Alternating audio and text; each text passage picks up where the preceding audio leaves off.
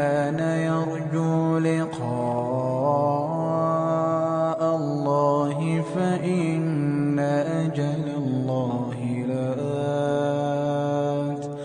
وهو السميع العليم ومن جاهد فإنما يجاهد لنفسه إن الله